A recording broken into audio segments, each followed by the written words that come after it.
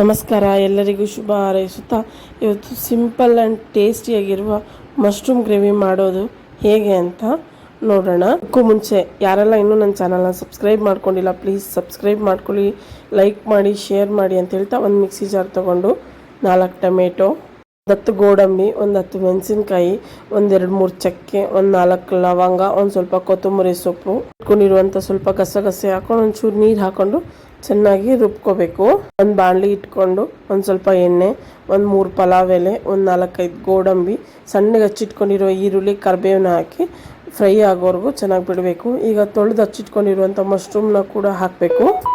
ಬಿಟ್ಕೊಂಡಿರ್ತೀವಲ್ಲ ಅದನ್ನು ಕೂಡ ಹಾಕಿ ಖಾರಕ್ಕೆ ಒಂದು ಸ್ವಲ್ಪ ಅಚ್ಚ ಖಾರದ ಪುಡಿ, ಒಂದು ಸ್ವಲ್ಪ ಧನಿಯಾ ಪುಡಿ, ಸ್ವಲ್ಪ ಗರಂ ಮಸಾಲ, ರುಚಿಗೆ ತಕ್ಕಷ್ಟು ಉಪ್ಪು ಹಾಕಿ ಚೆನ್ನಾಗಿ ಮಿಕ್ಸ್ ಮಾಡಿಕೊಂಡ್ರೆ ಮಶ್ರೂಮ್ ಗ್ರೇವಿ ರೆಡಿ ಆಗುತ್ತೆ. ಐ ಹೋಪ್ ಈ ರೆಸಿಪಿ ನಿಮ್ಮೆಲ್ರಿಗೂ ಇಷ್ಟ ಆಗಿದೆ ಅನ್ಕೋತಾ ಇದ್ದೀನಿ. ವಿಡಿಯೋನ ಕೊನೆವರೆಗೂ ನೋಡಿ, ಇಷ್ಟ ಆದರೆ ಲೈಕ್ ಮಾಡಿ. Thank you.